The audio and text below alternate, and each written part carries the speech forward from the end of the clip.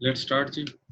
आज जो हमारे पास प्रॉब्लम है अकाउंटिंग फॉर लीज के हिसाब से, तो वो है जी हमारे पास सेल्स टाइप लीज, जो आज हम डिस्कस करेंगे अपने इस प्रॉब्लम में।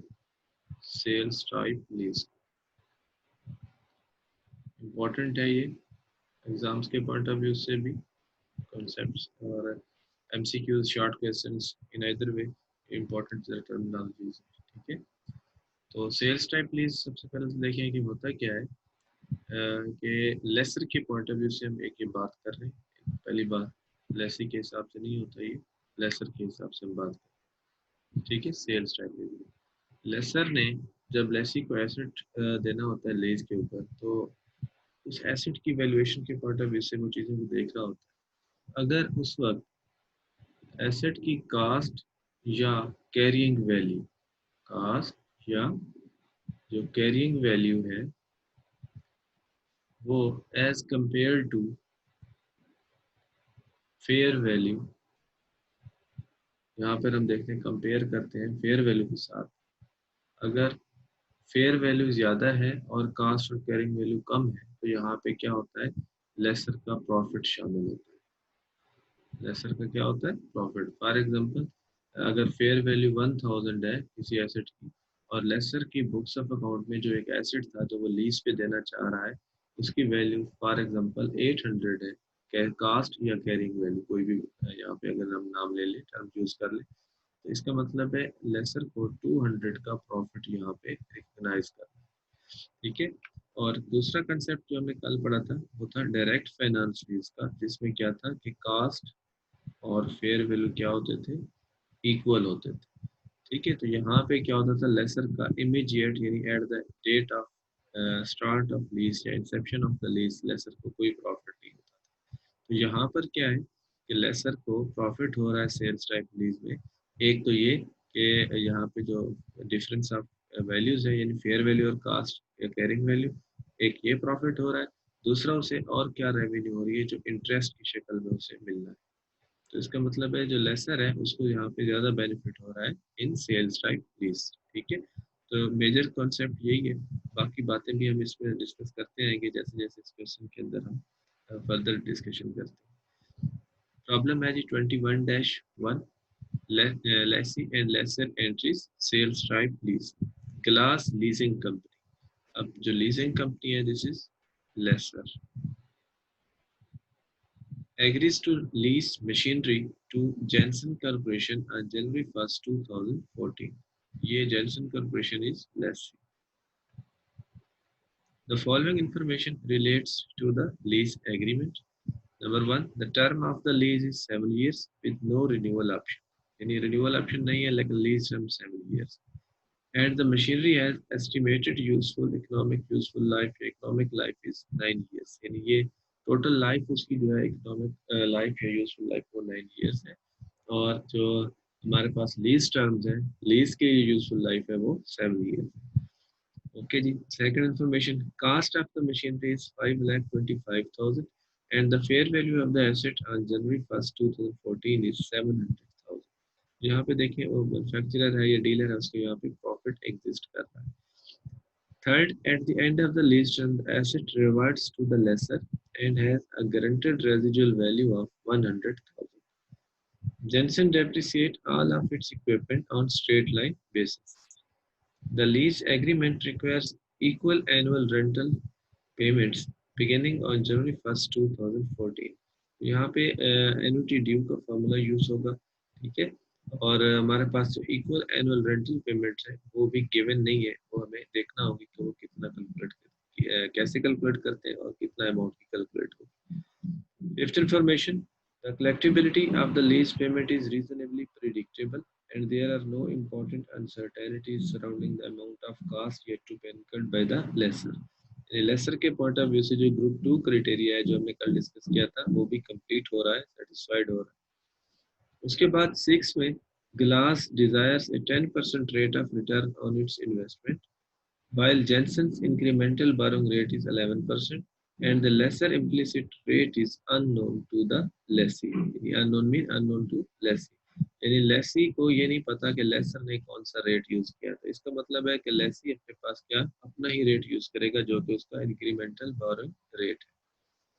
तो इंस्ट्रक्शंस की तरफ आते हैं जी। assume that the accounting period ends on December 31st.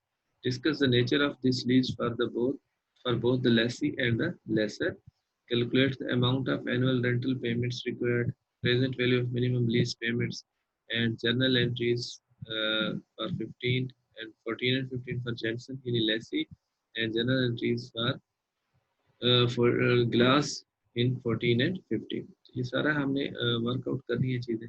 तो सबसे पहले जो रिक्वायरमेंट वन है हमारे पास वो है discuss the nature of lease for both lessee and the lessor. अच्छा जी, अब सबसे पहले हम डिस्कशन के पॉइंट ऑफ व्यू से, अब ये रिक्वायरमेंट हमारी है मेन, नेचर ऑफ लीज को हमें डिस्कस करना है या टाइप ऑफ लीज को डिस्कस करना है। नेचर ऑफ लीज, ठीक है। अब विद रिस्पेक्ट टू लेसी हम सबसे पहले डिस्कस कर रहे हैं। यहाँ पे जो क्राइटेरिया है, जो कैपिटलाइजेशन क्राइटेरिया है, हम उसको देखते हैं। अगर उस क्राइटेरिया को सेटिस्फाइड किया जाता है तो ये फाइनेंस लीज होगा, अदरवाइज ऑपरेटिंग लीज।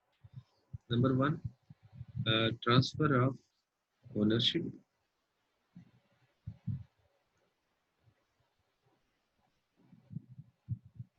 ठीक है। Secondly, bargain purchase option. Third, economic life test. And fourth, recovery of investment test.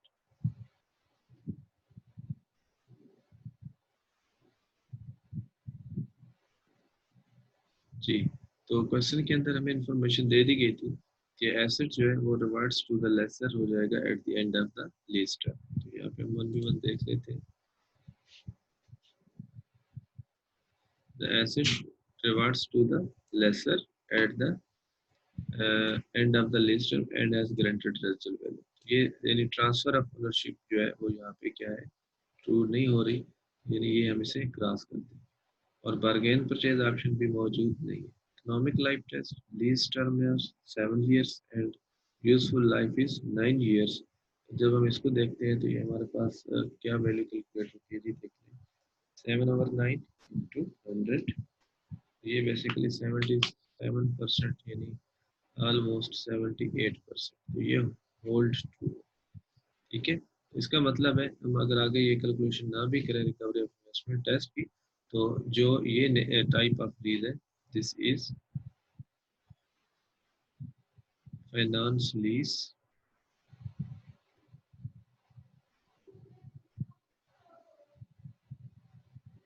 Based on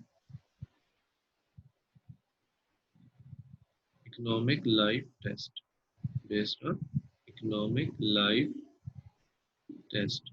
क्योंकि इकोनॉमिक लाइफ टेस्ट के मुताबिक ये वैल्यू क्या होनी चाहिए, ग्रेटर देन इक्वल टू 75%। तो हमारी जो ये वैल्यू है वो 78 पे जा रही है, तो इसका मतलब है ये ट्रू। तो ये क्या है, फाइनेंस लीज है और based on economic life test, और अकाउंटिंग जो होगी फिर उसी हिसाब से की जाएगी। सेकेंडली, हम इस तरफ आते हैं लेसर के पॉइंट ऑफ व्यू से। तो इसमें हमने जो कैपिटलाइजेशन क्राइटेरिया बनाया हुआ है ग्रुप्स में, group one and group two. Group one criteria same as lessee, कि उसमें से कोई एक कम से कम पॉइंट जो है वो ट्रू होना चाहिए, ठीक है। तो ग्रुप वन क्राइटेरिया में इकोनॉमिक लाइफ टेस्ट जो है वो क्लियर है, तो इसको हम ट्रू में लिख लेते हैं। और ग्रुप टू के अंदर लेसर के जो दो ऑप्शन हैं, पॉइंट वन और पॉइंट टू के, एक तो प्रिडिक्टेबल है हमारे पास जो लीज पेमेंट्स हैं, देखिए the collectivity of the lease payment is reasonably predictable, यानी कलेक्टिबिलिटी ऑफ लीज पेमेंट्स, ठीक है। मैं इसको शॉर्ट में लिख रहा हूँ। और दूसरा नो अनसर्टेनिटीज है, तो यहाँ पे ये दोनों क्राइटेरिया सेटिस्फाई होने चाहिए।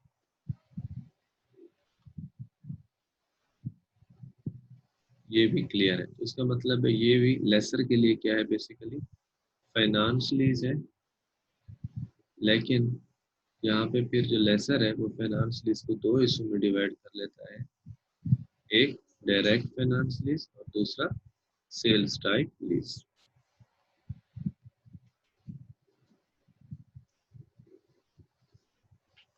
अब सेल्स टाइप लीज में क्या है, when fair value greater than cost और कैरिंग वैल्यू।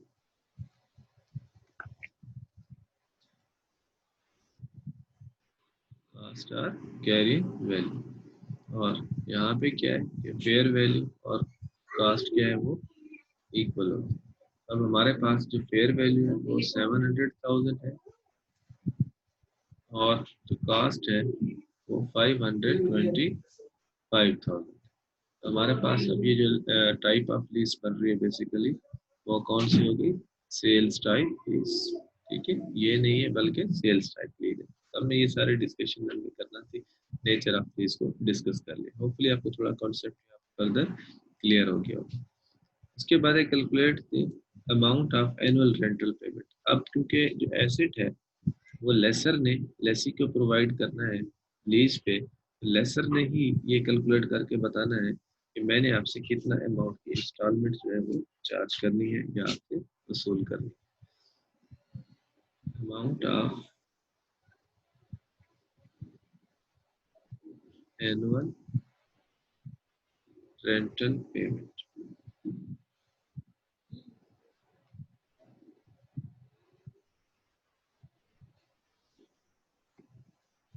इसके लिए हम कैलकुलेशन, कल भी हमने एक कैलकुलेशन की थी, फेयर वैल्यू ऑफ एसेट। जैसे कि यहाँ पर हमारे पास मौजूद है 700,000, इसमें से हम लेस कर लेते हैं present value of residual value. ठीक है, अब रेजिजुअल वैल्यू जो है वो हमारे पास गिवन है वह 1 लाख। तो रेजिजुअल वैल्यू जो है ये कब है हमें मिलेगी, यानी कब रिकवर होगी लेसर को एजम्पशन के साथ, तो वो है 7 ईयर्स के बाद जब लीज टर्म खत्म हो। तो अब आज हमने उसे जीरो टाइम पे जब लेके आना है तो फिर हम उसको कैसे लेके आएंगे। 1.10 जो लेसर का अपना रेट है -7, जब इस फैक्टर से हम मल्टीप्लाई करेंगे तो ये क्या हो जाएगी, प्रेजेंट वैल्यू हो जाएगी। ये फैक्टर क्या है basically, present value interest factor है। वन, ये जो हम फार्मूला नॉर्मली यूज करते थे ना, 1 + i इसकी पावर -x, ये फार्मूला है सिंपल प्रेजेंट वैल्यू का, और ये फैक्टर है। तो ये जो 10% है ये लेसर का अपना रेट है, क्योंकि लेसर ही ये कैलकुलेशन कर रहा है। देखिए, class desired 10% rate of return on it's investment. ठीक है, तो जब हम ये कैलकुलेट करते हैं तो हमारे पास ये वैल्यू बन जाती है जी 51,316। इसको माइनस करते हैं तो यहाँ पे हमारे पास जो रिमेनिंग अमाउंट है 648,684। तो ये है amount recovered through lease, amount recoverable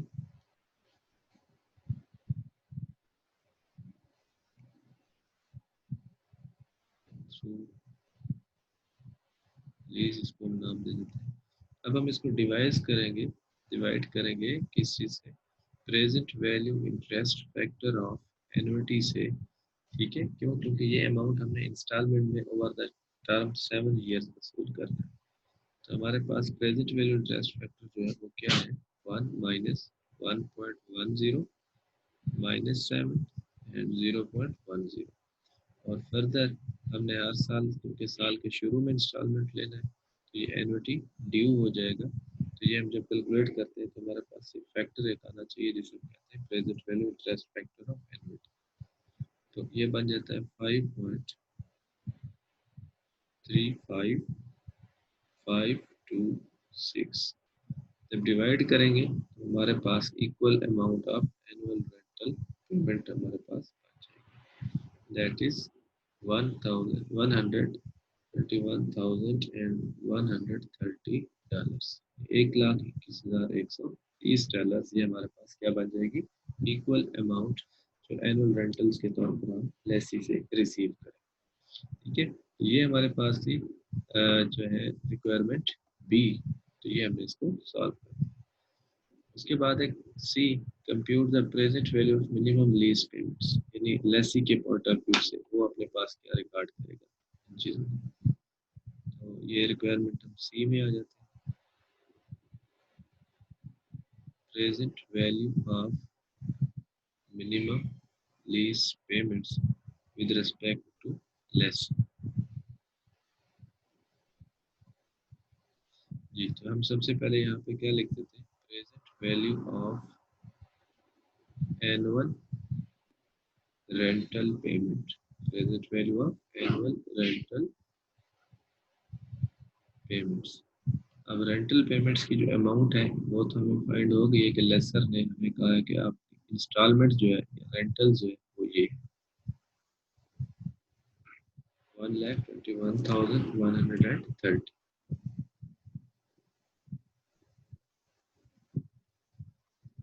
अब ये ओवर द 7 ईयर्स टर्म में मिलना है एज अ लेसर, लेकिन अब लेसी चाह रहा है कि मैंने अपने पास जो एसेट और लायबिलिटी रिकॉर्ड करनी है तो वो किस वैल्यू पे रिकॉर्ड। अगेन अब वो अपने पास क्या करेगा, प्रेजेंट वैल्यू का फार्मूला लगाएगा, यानी ये जो आर वाला हम लगा रहे हैं, 1 minus 1.11 power minus 7 divided by 0.1 और मल्टीप्लाइड बाय अगेन 1.1। अब आपको थोड़ा परेशानी या कंफ्यूजन ये हो रही होगी कि ये 11% हमने यहाँ पे यूज किया, तो ये वही रेट है जो लेसी का अपना इंक्रीमेंटल बारोइंग रेट, लेसर का इंक्रीमेंटल बारोइंग रेट, वो हमने 11% यूज किया in the books of Lesi. क्यों? क्योंकि लेसी को लेसर का जो इम्प्लिसिट रेट है वो क्या है, अननोन। तो अल्टीमेटली लेसी क्या करेगा, अपना इंक्रीमेंटल बारोइंग रेट ही यूज करेगा। जब हम इसको कैलकुलेट करते हैं तो हमारे पास जो आंसर है फैक्टर का वो क्या होता है जी, 1.11 power minus 7 1 minus this and divided by 0.11 and multiplied by 1.11। ये जो फैक्टर है ये हमारे पास आ रहा है फैक्टर 5.2305।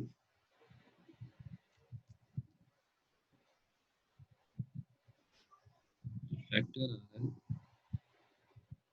एनुटी का 5.2305। अब हम इसको इससे मल्टीप्लाई करेंगे तो हमारे पास वो आ रहा है जो है present value of annual rental payments आ जाएगी, lease payments multiplied by 121 and 130, ये बन रहा है जी 6,33,575। एक ये बात होगी। दूसरा हम इसमें ऐड करते थे जी present value of bargain purchase option, वो नहीं है।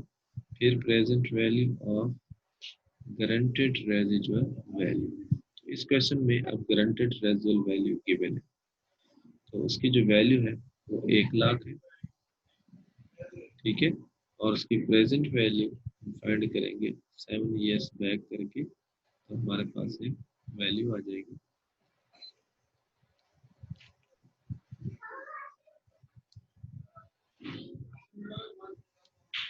This is 48,166।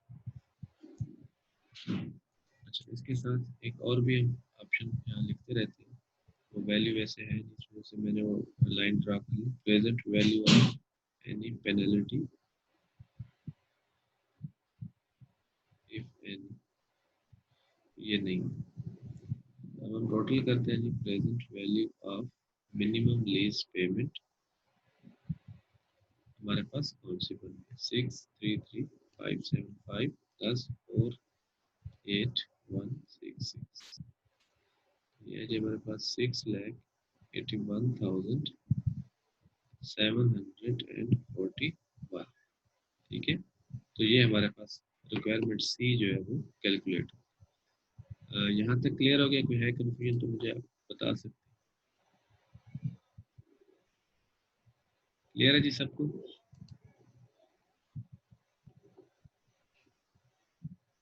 ओके। अच्छा, उसके बाद यहाँ पे मैं सिर्फ आपको ये थोड़ा सा बताता जाऊँ रिगार्डिंग एसेट एंड लायबिलिटी। जैसा कि आप जानते हैं कि लेसी ने अपने पास एसेट भी रिकॉर्ड करना होता है और लायबिलिटी भी रिकॉर्ड करना होता है। तो उसका क्राइटेरिया हमने पढ़ा हुआ है कि present value of minimum lease payments और fair value whichever is lower. तो ये हमारे पास है 681741 और ये हमारे पास पर्सनल मुझे गिवन थी 7 लाख। अल्टीमेटली जो लोअर वैल्यू है वो ये है, यानी एसेट और लायबिलिटी लेसी अपनी बुक्स ऑफ अकाउंट्स में ये चीज़ रिकॉर्ड करेगी। राइट जी। इस तरीके से अब हमारे पास जो रिक्वायरमेंट्स के मुताबिक ए बी एंड सी ये सॉल्व हो। ठीक है। उसके बाद है prepare the journal entries for Jensen. Jensen is lessee. Lessee की बुक्स ऑफ अकाउंट्स में 2014 एंड 15 की एंट्रीज बना। मैं आपको इस क्वेश्चन के अंदर सिर्फ 14 की एंट्रीज बना के दूंगा और 15 की आपने खुद ही बनानी है। तो यहाँ पे हम एंट्रीज बनाते हैं 2014 की। Requirement T entries the books of Lesi year 2014। जी, तो मैं यहाँ पे 1 जनवरी 2014 को क्या लिखेंगे? राइट ऑफ यूज जो भी एसेट है, इक्विपमेंट है, जो भी है उसका नाम लिखेंगे और लीज लाइबिलिटी इसको क्रेडिट कर देंगे फाइनेंस लीज। तो ये हमारे पास जो अमाउंट है वो है 681 एंड 741। 681 एंड 741 यहाँ पर जो हमने अभी डिसाइड किया है रिक्वायरमेंट सी के अंदर। अच्छा जी, उसके बाद साथ ही हमें एडवांस के तौर पर पेमेंट देना है, तो हम यहाँ लिखेंगे लीज लाइबिलिटी फाइनेंस लीज और बैंक अकाउंट क्रेडिट।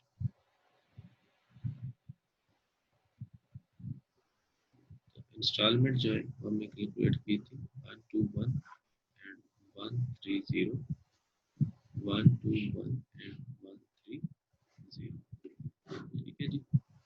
अच्छा, उसके बाद हमने यहाँ पर नॉर्मली जो एंट्रीज करना होती है 31 दिसंबर 2014 को may be for executory cost अगर वो गिवन होती तो वो एंट्री कर लेते हैं। अब इसमें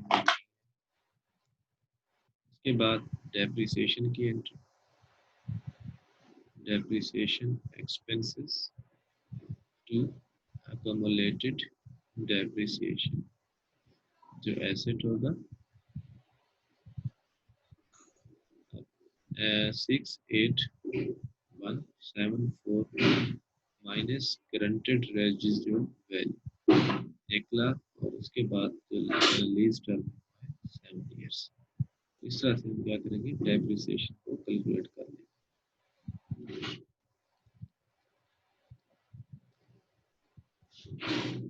ये हमारे पास वैल्यू आ रही है एनुअल डेप्रिसिएशन की 83,106।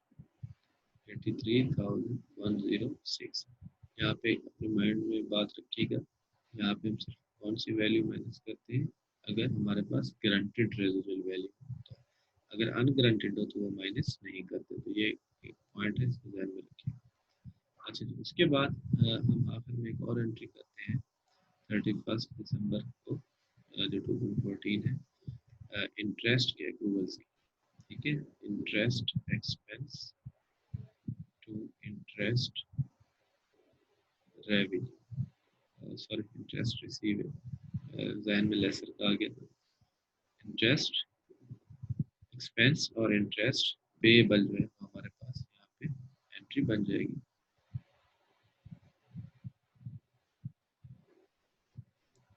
अब इस चीज को आपने एक वो करना है।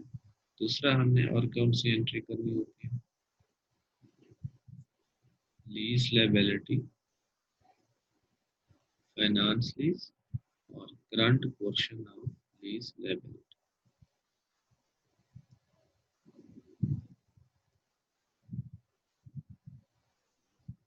ठीक है, इसके जो करंट पोर्शन ये हमें देखना होगा।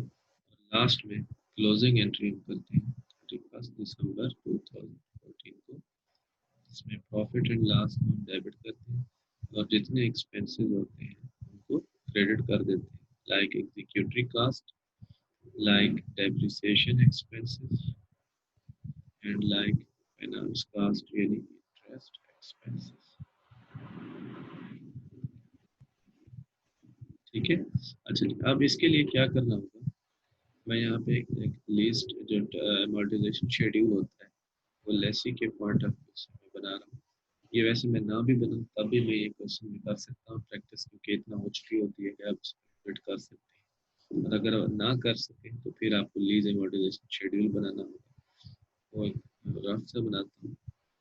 शुरू में हमारे पास 681741, फिर 1 जनवरी 2014 को हमने payment they the annual lease rentals की 121,130। इसमें इंटरेस्ट नहीं था, सारे की सारी प्रिंसिपल अमाउंट है, तो ये हमारी कैरिंग वैल्यू जो है वो कम हो जाएगी लायबिलिटी की, 681741 माइनस 121,130, ये बन गया जी 560611। एक हम यहाँ पे बना लेते हैं 121 sorry 121 and 130,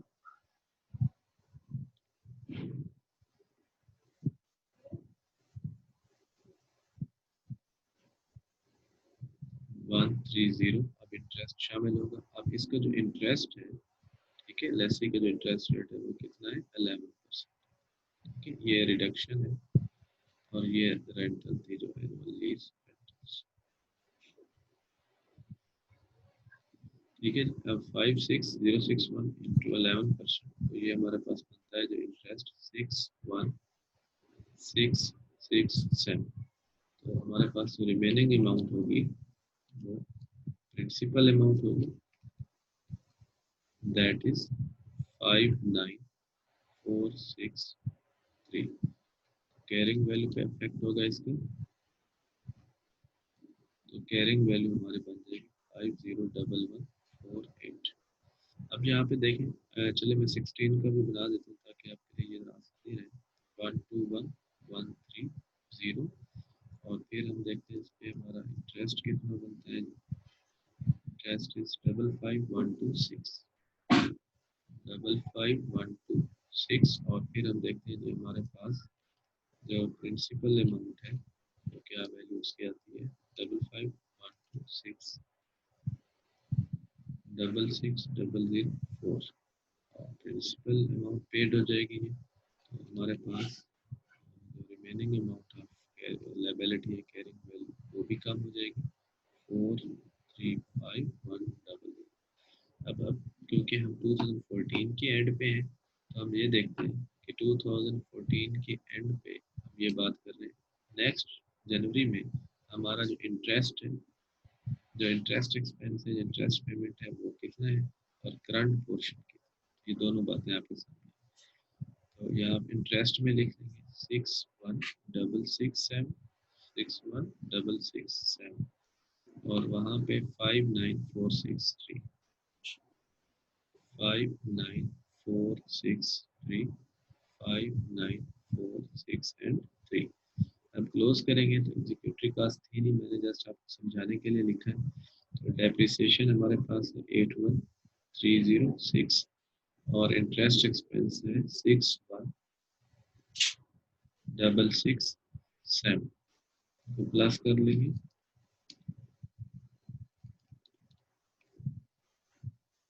तो ये हमारे पास बन जाएगा 142,973। इन दिस वे हमने लेसी की बुक्स ऑफ अकाउंट्स में जो एंट्रीज बनती हैं वो हमने कर ली है। ठीक है, इसमें होपफुली कोई इशू होना नहीं चाहिए। और अगर मैं आपको समझाने के लिए थोड़ा सा 2015 की फर्स्ट एंट्री कर दूँ 1 जनवरी 2015 को, तो वो क्या बनेगी, current portion of lease liability, जो फाइनेंस लीज थी, और इंटरेस्ट पेएबल जो हमने पे करना है, और बैंक अकाउंट क्या हो जाएगा, क्रेडिट हो जाएगा। ठीक है, बैंक अकाउंट इंस्टॉलमेंट की अमाउंट तो यही रहेगी, जो लीज लायबिलिटी है वो हमारे पास करंट पोर्शन है 59463, और जो इंटरेस्ट है 61667। इसी तरीके से बाकी फिर यहाँ पर क्या होगी, डेप्रिसिएशन की एंट्री होगी अगेन, ठीक है, इंटरेस्ट की एक्रूवल की एंट्री होगी, और उसके बाद अगेन क्लासिफिकेशन यानी करंट पोर्शन की एंट्री होगी एक्स्ट्रा, और उसके बाद क्लोजिंग एंट्रीज हो जाएगी। तो ये स्टेप्स वही रहेंगे, ठीक है, सिर्फ पहली एंट्री फर्क हो जाएगा। होपफुली ये आपको एंट्रीज जो है वो क्लियर होगी होंगी, जो लेसी के पॉइंट ऑफ व्यू से हमारे यहाँ पे जो बात है वो कंप्लीट